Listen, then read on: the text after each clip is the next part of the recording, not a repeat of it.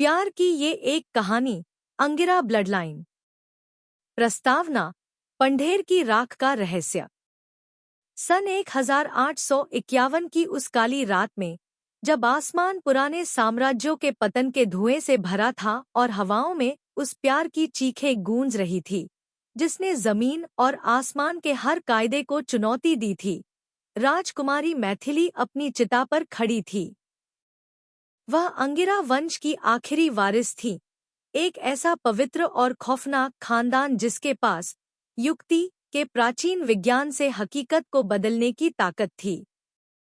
जैसे ही आग की लपटें उनके शरीर को छूने के लिए ऊपर उठीं, अभेंद्र सिंह नाम का वह योद्धा जिसके दिल में समंदर से भी गहरी मोहब्बत थी, उस जलती हुई आग में कूद गया ताकि वह अपनी मैथिली को आखिरी बार गले लगा सके। उस पल अनजाने में अंगिरा वंश की जादुई ऊर्जा का एक ऐसा विस्फोट हुआ जिसने जीवन और मृत्यु के चक्र को हमेशा के लिए तोड़ दिया। अभेंद्र और मैथिली सदियों के लिए एक अंधेरी अमरता की कैद में चले गए, जबकि उनका असली वंश इतिहास की परछाइयों में कहीं छिप गया, ताकि सही वक्त आने पर वह खून फिर से जाग सके। अध्याय 1। परछाइयों का अनाथालय।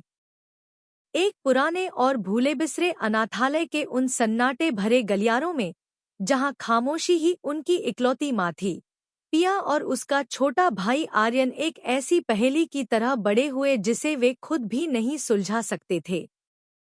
पिया को इस बात का अंदाजा भी नहीं था कि उसके गले में पड़ा वह भारी चांदी का लॉकेट उसकी माँ सुगंध की दी हुई कोई मामूली निशानी नहीं थी, बल्कि वह एक जादुई दिशासूचक था जो सदियों पुराने शाही खून की आहट से धड़कता था।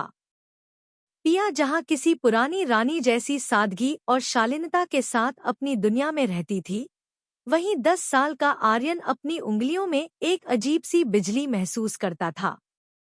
जब भी उसकी बहन पर कोई मुसीबत आती, आर्यन का गुस्सा अनजाने में तेज हवाओं को बुला लेता था, जो इस बात का सबूत था कि वे दोनों उस अंगिरा शक्ति के आखिरी वारिस हैं, जिसे पूरी अलौकिक दुनिया सदियों से खत्म करने की कोशिश कर रही थी। अध्याय 2। माउंट कॉलेज की वह पहली मुलाकात। जब पिया ने देहरादून के धुंध से भरे माउंट कॉलेज में अपना पहला कदम रखा, तो वहां की फिजाओं में एक अजीब सी बेचैनी फैल गई, जिसने अभय रायचंद का ध्यान अपनी ओर खींच लिया। एक ऐसा वैम्पायर जिसने 200 साल अपनी अमरता के सन्नाटे में गुजारे थे। जैसे ही कॉलेज के मैदान में उन दोनों की नजरें मिली, वक्त जैसे ठहर गया और उनके बीच एक खौफनाक खिंचाव पैदा हुआ, क्योंकि अभय के लिए पिया महज एक लड़की नहीं थी, बल्कि उसकी खोई हुई मैथिली का दोबारा जन्म थी। वह एक जीती जागती परछाई थी जिसने अभय की दुनिया की दीवारों को हिलाकर रख दिया और उसे यह मानने पर मजबूर कर दिया कि अंगिरा का खून अपना खोया हुआ हक वापस मांगने लौट आया है। अध्याय 3। युक्ति की शक्ति का जागना। उनके खानदान का छिपा हुआ सच एक खौफनाक रात में सबके सामने आ गया, जब ठीक पंढेर की उस पुरानी त्रासदी की तरह पिया एक जलती हुई इमारत में फंस गई। जैसे ही आग की लपटों ने उसे चारों तरफ से घेरा, अभय अपनी वैम्पायर की शक्तियों के बावजूद उसे बचाने में नाकाम हो रहा था, लेकिन तभी छोटा आर्यन उस आग के बीच में किसी मसीहा की तरह खड़ा हो गया। उसकी आंखों में एक गहरी लाल चमक उठी और उसने अपनी युक्ति की पूरी ताकत का इस्तेमाल करते हुए हवा में हाथ लहराया, जिससे वह बेकाबू आग किसी पालतू जानवर की तरह पीछे हट गई। उस पल पूरी दुनिया ने देख लिया कि अंगिरा वंश का असली रक्षक जाग चुका है। अध्याय 4। पूर्वजों की विरासत। जैसे जैसे पुरानी डायरियों और रायचंद खानदान के बुजुर्गों के जरिए उनके अतीत के पन्ने खुले, पिया को इस चौंकाने वाले सच को स्वीकार करना पड़ा कि वह सिर्फ मैथिली जैसी दिखती नहीं है, बल्कि वह खुद राजकुमारी मैथिली की सगी वारिस है।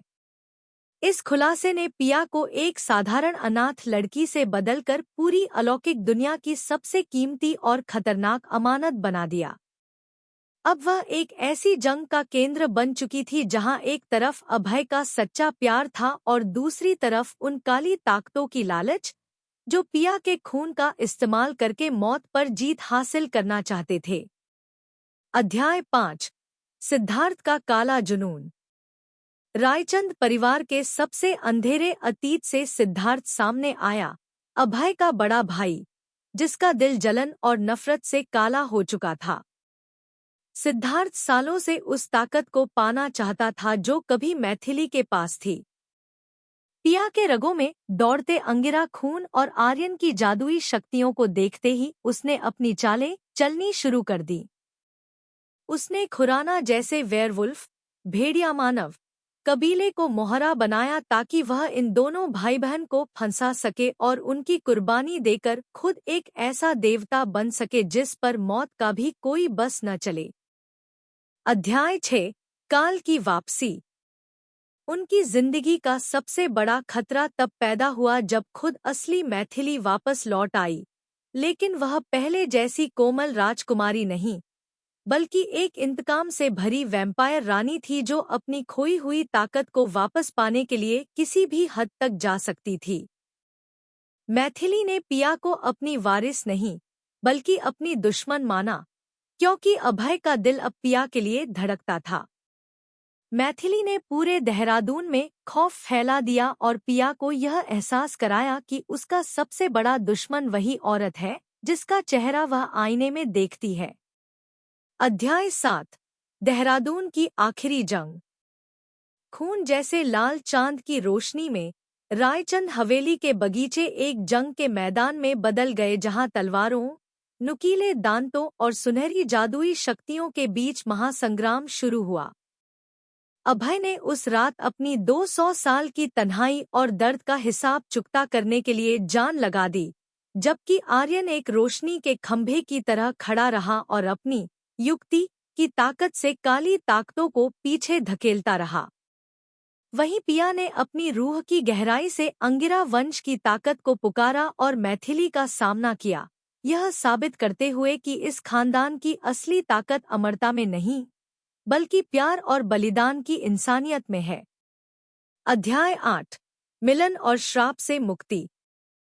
हिमालय की चोटियों के बीच, जहां चमेली की खुशबू और ताज़ी पहाड़ी हवाएं बह रही थी, एक भव्य समारोह में अभय और पिया की शादी हुई। यह सिर्फ दो दिलों का मिलन नहीं था, बल्कि सदियों पुराने श्राप पर प्यार की जीत थी। जैसे ही उन्होंने 7 फेरे लिए और कस्में खाईं, अंगिरा की प्राचीन ऊर्जा ने उनके जुड़ाव को स्वीकार किया। उस जादुई रोशनी ने अभय के अंदर से वैम्पायर के हर काले निशान को धो डाला और उसका दिल एक इंसान की तरह धड़कने लगा। अब वे दोनों आजाद थे, एक ऐसी जिंदगी शुरू करने के लिए जहां वे सूरज की रोशनी में एक साथ बूढ़े हो सकें। अध्याय 9 आर्यन का बचपन और खुशियां। काली ताकतों की हार और जादुई शक्तियों के शांत होने के बाद छोटे आर्यन ने अपनी शक्तियों के भारी बोझ को एक तरफ रख दिया और एक साधारण बच्चे की तरह जिंदगी जीना शुरू किया। अब उसके दिन देहरादून के हरे भरे मैदानों में दोस्तों के साथ खेलने और स्कूल जाने में बीतते थे। हालांकि उसके अंदर युक्ति की चिंगारी अब भी थी, लेकिन वह अब किसी खतरे का सबब नहीं थी। वह एक प्यार करने वाले परिवार के साये में बड़ा हो रहा था, जो इस बात का सबूत था कि अंगिरा वंश की सबसे बड़ी कामयाबी आने वाली पीढ़ी की मासूमियत को बचाए रखना है। अध्याय 10 एक नई सुबह की जीत। देहरादून की उस मखमली रात के नीचे, जहां पुराने पहाड़ गवाह थे कि 200 साल पुरानी परछाई अब मिट चुकी है, अंगिरा वंश की कहानी अपने सबसे खूबसूरत मुकाम पर पहुंच गई। अभय, पिया और आर्यन अब एक ऐसी दुनिया के सामने खड़े थे जहां अलौकिक शक्तियों का शोर थम चुका था। नई दुनिया की कस्में। उस पवित्र आग के सामने, जिसने अब सब कुछ जलाना छोड़कर उजाला करना शुरू कर दिया था, अभय और पिया ने एक दूसरे का हाथ थामा। अभय ने जब पिया की आंखों में देखा, तो उसे अपनी पुरानी अधूरी कहानी नहीं, बल्कि एक नया सुनहरा भविष्य दिखाई दिया। वह अब अमरता के अंधेरे से कहीं ऊपर उठ चुका था, क्योंकि उसके पास अब एक इंसान की धड़कन और पिया का साथ था। रक्षक की शांति। उनके बगल में खड़ा आर्यन, जिसने नन्ही उम्र में ही देवताओं जैसी ताकत संभाली थी, अब बहुत हल्का महसूस कर रहा था। उसकी आंखों की वह लाल चमक अब शांत हो चुकी थी और वह अपनी जेबों में हाथ डाले मुस्कुरा रहा था। वह अब माउंट कॉलेज के जूनियर विंग का एक आम छात्र था, जिसकी तेज बुद्धि अब किसी हथियार की तरह नहीं, बल्कि उसकी प्रतिभा की तरह देखी जाती थी। उसकी रातें अब खौफनाक सपनों से नहीं, बल्कि एक बच्चे की मीठी नींद से भरी थी। शाश्वत क्षितिज। जैसे ही सूरज आसमान में ऊपर चढ़ा, उसकी सुनहरी किरणें रायचंद हवेली पर पड़ीं, जो अब कोई रहस्यों का किला नहीं, बल्कि एक खुशहाल घर बन चुका था। अंगिरा वंश का खून अब भी जिंदा था, लेकिन उसका श्राप मर चुका था। पिया, अभय और आर्यन ने आग और खून की कहानी को प्यार और हिम्मत की दास्तान में बदल दिया था। उन्होंने साबित कर दिया कि किस्मत भले ही खून से लिखी गई हो, लेकिन उसे बदला सिर्फ दिल की ताकत से जा सकता है। अंतिम पंक्ति। पंढेर की परछाइयां अब हमेशा के लिए ओझल हो चुकी थी। पीछे छोड़ गईं 3 ऐसी रूहें जो आग के दरिया को पार करके आखिरकार सूरज की रोशनी तक पहुंच गई थी। समाप्त।